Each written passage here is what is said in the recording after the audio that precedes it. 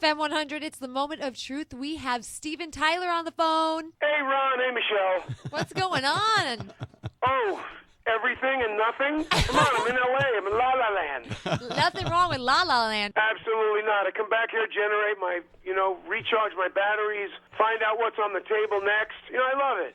How's the weather in L.A. today? Skateboard down the street with my son who just turned 21 last night. The weather's gorgeous. Yeah, that's cool, man. You got it going on, Stephen. I got to tell you, man, FM 100's been a part of your life for many, many, many a moons now. You know what? I love F100. Are you kidding? And we love you, and we're obsessed with the latest single, Can't Stop Lovin You, with Carrie Underwood. Tell us about that. Oh, it's just a little ditty that I wrote with Marty Fredrickson almost 2 years ago now, when the band was trying to think of what to do on the new record and what direction to take, and just like Crying, it started out as a more country, because I cut my teeth on the Everly Brothers, so I'm huge into country, and it's a side of me. And with Crying, it turned into a rock track. But trust me, there was a time when I was so broken-hearted.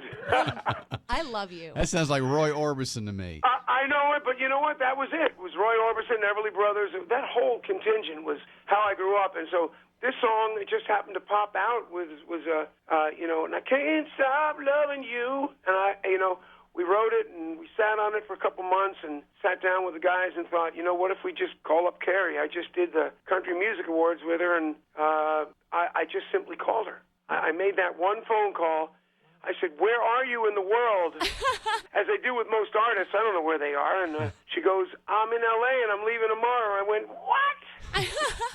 Come on over to the studio, and so it was a last-minute throwdown, and she's so good and so hot, and she's all that. There's not one imperfection. If anyone's all that, it's Carrie, and she nailed it for us, and I so love her for it. It's magical. I don't know if everybody that gets with you, if it's something special happens, but the two of you sound awesome together. Oh, thanks. She sings so good, I just laid myself. At first, I let her sing the lead, second verse, and then I started singing the harmonies with her, and just became self-evident that she needed to be all over the song. Stephen, when you think of Memphis, Tennessee, what comes to mind when you think of Memphis? Probably the song "Long Distance Information." And then the second thing that comes to mind is a couple friends there that took me over to mow down on some of that country food. And I just love it. I love a little Q, especially, dry rub. Whatever. I was going to ask you, a couple years ago, you guys were in town. You did one of the big shows at the Pyramid, and you guys, they had a little pre-party up at Pat Tigret's, Isaac Tigret's stepmom up in Memphis. Y'all came to this little party, before the concert. And I was up there. There was a handful of people there, and you guys were kind of hanging out. And Sam Phillips walks in. Do you remember meeting him? I don't know if you remember that. I just remember the two of you shaking hands, and I think that might have been the first time you ever met him. It was, because we'd gone through the Chess down there, studios. Right.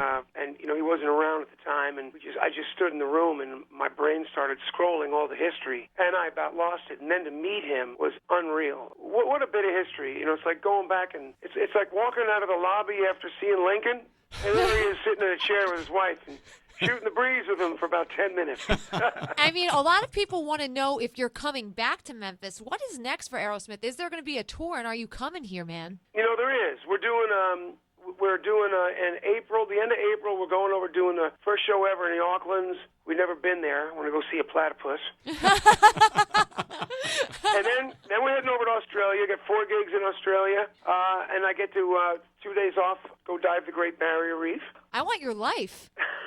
Trust me, it ain't always like that. It just was convenient to do it that way. And then after that, I believe we're doing South America again. We're going to be doing Japan. We're going to do Europe. And I'm not, because we just did the States. I can't say when, but soon enough. It's always a stop on the, on a tour. And it's been 41 years. Are you guys all in a great place now? Oh, yeah. Can you imagine being, married to 4 different people? It's hard enough to be married to one. No kidding. For better or worse, for a long time. Yeah. It's hard. Everyone's got their own life and their own kids and their own ego and their own this and that. And so, with 4 guys, it's got its ups and downs. And being on this journey we are, it can be lofty. Yes, it can. I know you're probably tired of talking about the Idol thing, but man, I tell you what, it was cool watching you on there and just checking out your reaction with J-Lo and everybody. I thought that was pretty cool to be a good move on your part. I was brought up Italian, so I know how to work a room. I know how to sit at a table and small talk big. Make small talk big, and right. It was a breeze doing that. I met Randy first, and we got on real well and talked for hours. And I thought, if the camera was rolling, it would be good, especially around a bunch of kids, new kids singing new stuff. And J-Lo, of course, I fell in love with her, and that was no surprise to anybody. So it was great. The camaraderie was great. It was about three judges judging kids and trying to see through the youngness, their naivete, and see some talent. I think we did a really good job. It's not about the judges fighting with each other. It's not about the judges. It was more about how well we got along. What do you make of this whole Nicki Minaj, Mariah Carey feud on Idol going on right now? They're huge stars. They're big egos, and so they're letting their egos run the ship. And I don't know. Let's see. Television's a different animal. They tend to want people at home to see that sort of thing. When I got on, it was, I just come from somebody taking the piss out of everybody, remember? Yeah. Oh, yeah.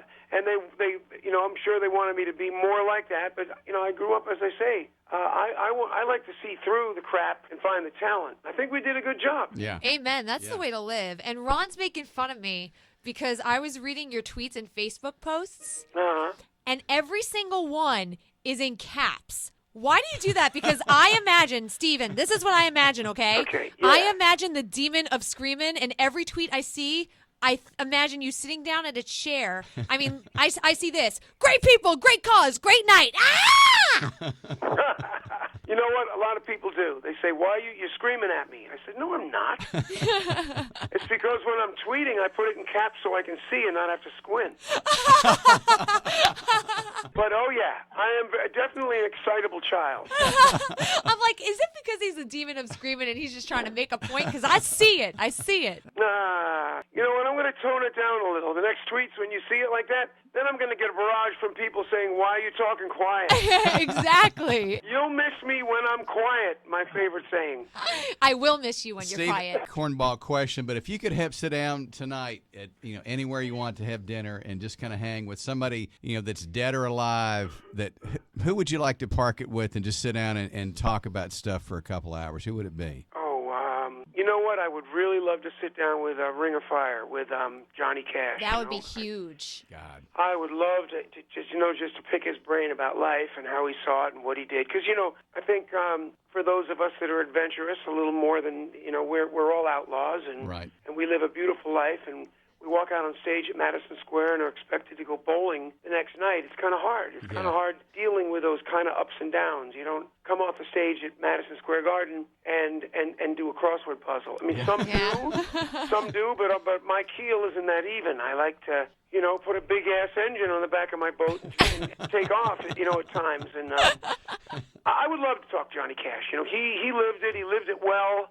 He had a beautiful life. And the thing about all of us, poets and musicians is all I want to do is write a song that, Michelle, you love. I mean, really boil it down to that, that's what it is. You've done that many times. Right. No, thanks. That's all I wanted to do was write a song that Mom liked, or that, Phil Everly came up to me backstage and said, Phil Everly, these are my heroes. Yeah. Yeah. I mean, they taught me harmony. I sang their stuff from the age of 9 to 14. It was the first sexuality I ever felt was in the harmony of those guys. And God lives in harmony, musical harmony for me. Yeah. So that's why I do it, and so but Johnny Cash for sure. You do it well. Michelle's young 24-year-old thing here. Could you sing her a little something gosh. Is there anything that you can just kind of lay on her right now that would just make her, swoon? Swoon. I could lie awake just to hear you kissing on me. I love you. Watch you smile while you are sleeping. All right. I just melted and closed my eyes and imagined you singing to me in one of your beautiful scarves. How many do you have? I got a million. I've got so many on a rack at home. I go home and I get embarrassed. All right. I get embarrassed. But no, the ones I use on stage, they get worn and torn, and I give them away to people. But pretty much, I got the same batch for the last 2 tours. So they become my lucky mana. You know what I mean? Yeah. I love them. There's sweat and front row all over those things, and it just it keeps me going, girl. Oh, you're getting me excited. Ooh, come on. I mean, and he talks about cheesy questions. I got one last one for you. Cheesy? Come on. How many times have you been on the rock and roller coaster? Wow, good point. And I just wrote it last month. We were down in Florida, and I brought my whole crew over to the park. I love Disney World, so I like to get lost in there. And just to get the sound right, to let everybody know, Joe and I wrote it like 27 times over and over to get the stereo right. Oh, they have the going down just as the roller coaster goes down, and what song to start off with when it goes over those loops. Probably 27, 28 times, and Wow. then so just to get it right, that is, mind you. That's crazy. All right, man. This is awesome talking to you. I can't believe you're like as I don't think I've ever talked to anybody on your level that is as down to earth as you are. I gotta Yeah, tell you really. that, We're man. honored. Oh, thanks, Ron. Remember, when you look at it this way, I got three daughters and a son. That keeps you pretty grounded when you get home. One more hit about this song, that duet with you and Carrie Underwood. We're going to play it. We're so We're about excited. to play it right now. Tell everybody what we can listen for. Well, I'll tell you what. Listen for the version we did that's full-on country and western. Okay. We did another version that's just over the moon. Try to find that and play it. But you know what? I mean, I think with the way it hits into the chorus is over the moon. I love the song. I can't get it out of my head, and I'm glad you're on it, you guys. Ron, Michelle, I love you guys. Love you know what? too. Here's some radio record talk. I'm going to try to give it 24 spins a day. Yeah. Once an hour, every hour, on the hour. That's what I'm talking about. Thank you. I love that you love it. All right, goodbye. I love you. Thank Love you Stephen. too. Bye-bye. Bye-bye. Thanks for playing that stuff. Thank you. You got it, baby. Bye. Bye-bye.